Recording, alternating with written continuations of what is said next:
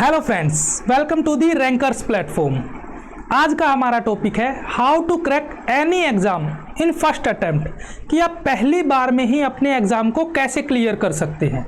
जब भी कोई स्टूडेंट किसी भी एग्जाम की प्रिपरेशन करना स्टार्ट करता है तो वो सोचता है मैं पहली बार में अच्छे से प्रिपरेशन करूं और पहली बार में मेरा एग्जाम क्लियर कर लूं, पर बहुत सारे बच्चों के साथ ऐसा हो नहीं पाता है। वो अच्छे से प्रिपरेशन तो करते हैं, 10-10, 12-12 घंटे पढ़ाई करते हैं, फिर भी उनका एग्ज़ाम क्लियर नहीं हो पाता है। उसके पीछे मेजर 2 रीज़न हैं। फर्स्ट रीज़न तो ये है कि कंपटीशन का लेवल इतना ज़्यादा हाई हो गया है कि एक एक पोस्ट के लिए हज़ार बच्चे एग्ज़ाम देते हैं, और उनमें से बहुत सारे बच्चे तो ऐसे हैं जो 3-3, 4-4 साल से प्रिपरेशन कर रहे हैं। जब इतने ज़्यादा बच्चे किसी एग्ज़ाम में बैठते हैं तो आपका फर्स्ट टाइम में एग्ज़ाम क्लियर होना थोड़ा मुश्किल हो जाता है। और जो सेकंड मेजर रीज़न है आपका एग्ज़ाम क्रैक ना होने का, वो है आपकी अच्छी स्ट्रेटजी ना होना। स्टूडेंट 10-10, 12-12, 15-15 घंटे पढ़ाई करता है, पर वो पढ़ाई उसको कैसे करनी है, किस सब्जेक्ट को कितना टाइम देना है, उसको पता ही नहीं है। वो ना तो खुद की कोई स्ट्रेटजी बना पाता है, ना ही किसी की बताई हुई स्ट्रेटजी को फॉलो कर पाता है। तो जो आपका फर्स्ट रीज़न है कि इतना ज़्यादा कंपटीशन है, उसको आप कम नहीं कर सकते। किसी स्टूडेंट को आप जाके बोल नहीं सकते कि आप एग्ज़ाम देने मत जाओ। पर जो सेकंड रीज़न है स्ट्रेटजी अच्छी ना होना, उसके ऊपर आप वर्क कर सकते हो, अपनी खुद की स्ट्रेटजी डेवलप कर सकते हो या किसी की बताई हुई स्ट्रेटजी को फॉलो कर सकते हो।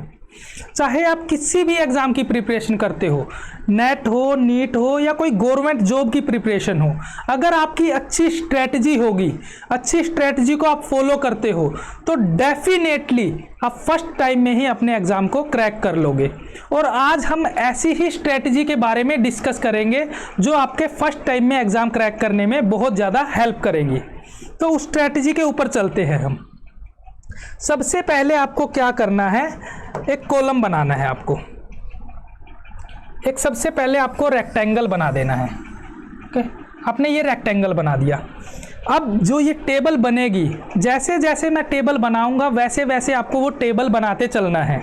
और जहाँ पे भी आप बैठ के स्टडी करते हैं, वो चाहे आपकी लाइब्रेरी हो, आपका पर्सनल रूम हो, या फिर कोई और प्लेस हो जहाँ बैठ के आप अच्छे से स्टडी कर सकते हो, वहाँ पे आपको ये टेबल पेस्ट कर देनी है बना के।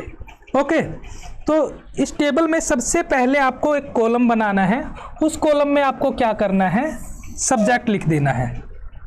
जो फर्स्ट आपका कॉलम रहेगा वो रहेगा आपका सब्जेक्ट, कि आप किस सब्जेक्ट की स्टडी कर रहे हो। सबसे पहला आ गया आपका कॉलम सब्जेक्ट का, सब्जेक्ट आ गया। लेट्स सपोज आपने मैथ से स्टार्ट किया अपना पढ़ाई, आपने मैथ से पढ़ना स्टार्ट किया। फर्स्ट आपका सब्जेक्ट है मैथ। अब जो दूसरा कॉलम रहेगा उसमें आपको लिखना है सीरियल नंबर। सेकंड कॉलम में आपने लिख दिया सीरियल नंबर। अब सीरियल नंबर सेकंड नंबर पे इसलिए रखा है क्योंकि ये सीरियल नंबर जो होंगे वो आपके टॉपिक्स के लिए होंगे। आपको अगर पता होगा कि मेरे सब्जेक्ट में इतने टॉपिक है, तो आप आइडिया लगा सकते हो कि आप अपना सब्जेक्ट कितने दिन में ख़त्म कर सकते हो। तो इससे आपको एग्जैक्ट आइडिया हो जाएगा कि आप अपना सिलेबस कितने दिन में कवर कर लोगे। तो सीरियल नंबर के बाद जो आपका थर्ड कॉलम रहेगा वो आपका रहेगा टॉपिक का। अब सीरियल नंबर 1, 2 इस तरह करते करते आपको चलना है। फर्स्ट लेट्स सपोज कि आपने परसेंटेज से स्टार्ट किया, सेकंड आपका एवरेज है। इसी तरह करते करते आपके बहुत सारे टॉपिक्स होंगे उस सब्जेक्ट में। लेट्स सपोज मैथ में आपके 10 टॉपिक थे और 10 के 10 आपने लिख लिए हैं यहाँ पे। ओके, उसके बाद आपको स्टार्ट कर देना है सेकंड आपका सब्जेक्ट। लेट्स सपोज आपने इंग्लिश को स्टार्ट किया है, इंग्लिश को आपने पढ़ना स्टार्ट किया। उसका हम डिस्कस नहीं करते हैं, बस हमको कॉलम्स किस तरह बनाने हैं और उसमें क्या क्या लिखना है उसके बारे में डिस्कस करेंगे। जो फर्स्ट 3 कॉलम्स है ये कोई स्ट्रेटजी का पार्ट नहीं है। जब भी आप एग्ज़ाम की प्रिपरेशन करते हो तो आपके पास सिलेबस होगा। ये सिर्फ वो है कि आपका सिलेबस एक जगह कंपाइल हो जाए, आपको पता लगे कि आपने कितना पढ़ लिया है और आपका कितना सिलेबस बाकी है। उसके लिए आपको ये फर्स्ट 3 कॉलम्स बनाने हैं। इसको बनाने में आपको 3-4 घंटे से ज़्यादा नहीं लगेंगे। 3-4 घंटे आप इस पे मेहनत कर लोगे तो आपका 6 महीने, 8 महीने या 1 साल की जितनी भी आपकी स्टडी है कि आपका एग्ज़ाम आपको क्रैक करना हो, तो वो आपका सिलेबस आपके फर्स्ट 3 कॉलम्स में आ जाएगा। फर्स्ट 3 कॉलम्स में आपने अपना जितना भी सिलेबस है आपका वो लिख दिया है।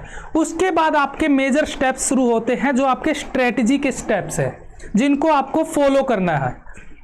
उन स्टेप्स को आपको 1 बाय 1 फॉलो करना है और पहले स्टेप्स पे अब हम चलते हैं। फर्स्ट जो आपका स्टेप होगा वो होगा आपका नोट्स प्रिपरेशन का। फर्स्ट स्टेप है आपका नोट्स प्रिपरेशन। अब नोट्स प्रिपरेशन इंपॉर्टेंट इसलिए है क्योंकि आपके पास जो टॉपिक है वो टॉपिक बुक्स में पढ़ेंगे या यूट्यूब पे देखेंगे तो आपको टाइम ज़्यादा लगता है। आप अगर नोट्स बना लेते हैं तो वो कॉम्पैक्ट फॉर्म में आपके पास आ जाएगा। एक कॉम्पैक्ट फॉर्म में आपके पास टॉपिक होगा तो आप उसको इजीली रिवाइज कर सकते हो और अपना टाइम बचा सकते हो जल्दी से रिवाइज करके। ओके, तो आपको नोट्स बनाना फर्स्ट टाइम में बहुत ज़्यादा ज़रूरी है क्योंकि अगर आप फर्स्ट टाइम में नोट्स नहीं बनाते हो तो आपका एग्ज़ाम क्रैक नहीं होगा।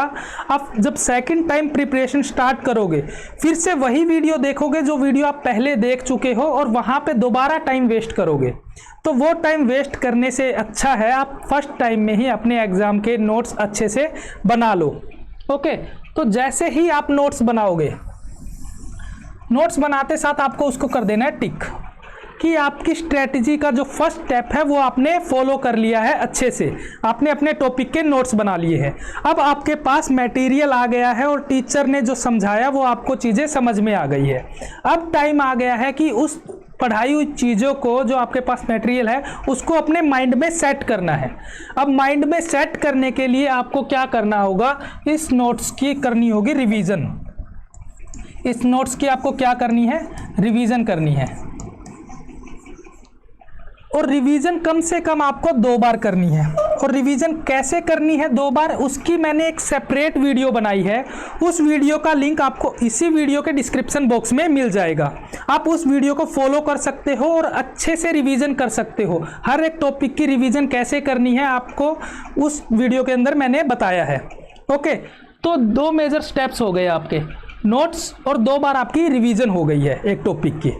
अब आपके पास अच्छी खासी नॉलेज आ गई है अपने टॉपिक से रिलेटेड। अब आपका टाइम आ गया है कि उस नॉलेज को अप्लाई करना है। अप्लाई कब करोगे, जब आप उसके क्वेश्चंस की प्रैक्टिस करोगे। ये थर्ड जो स्टेप है आपका आएगा क्वेश्चन प्रैक्टिस का। जितनी ज़्यादा आप क्वेश्चन प्रैक्टिस करोगे, जितने ज़्यादा डिफरेंट टाइप के क्वेश्चंस करोगे, उतनी ज़्यादा क्लियरिटी आपकी बढ़ती जाएगी अपने टॉपिक से रिलेटेड। ओके, तो जैसे ही आपने क्वेश्चंस की प्रैक्टिस की उसको भी कर दिया टिक। और जो फाइनल कॉलम बचा है वो आपके थर्ड जो स्टेप है, आपके थर्ड स्टेप का ही पार्ट है। उसके अंदर आपको लिख देना है रिमार्क। ये हो गया आपका रिमार्क कि जब आप क्वेश्चंस की प्रैक्टिस करते हो, लेट्स सपोज आपने 10 क्वेश्चंस की प्रैक्टिस की, 10 में से आपसे 9 क्वेश्चन तो सॉल्व हो गए पर एक क्वेश्चन आपसे सॉल्व नहीं हुआ। अब उस क्वेश्चन को भी आपको सॉल्व करना है क्योंकि वो डिफ़िकल्ट टाइप का क्वेश्चन था, आपसे सॉल्व नहीं हुआ। अगर बाई चांस वो क्वेश्चन आपके फाइनल एग्जाम में आ गया, अगर आप यहीं सॉल्व नहीं कर पा रहे हो, अपने प्रैक्टिस सेशन में ही उस क्वेश्चन को सॉल्व नहीं कर पा रहे हो, तो फाइनल एग्जाम में जहाँ इतना प्रेशर होगा तो आप कैसे सॉल्व कर लोगे उस क्वेश्चन को। तो उस क्वेश्चन को आप वहाँ सॉल्व नहीं कर पाओगे। तो एग्ज़ाम क्रैक करने के लिए आपको हर एक क्वेश्चन के बारे में पता होना चाहिए।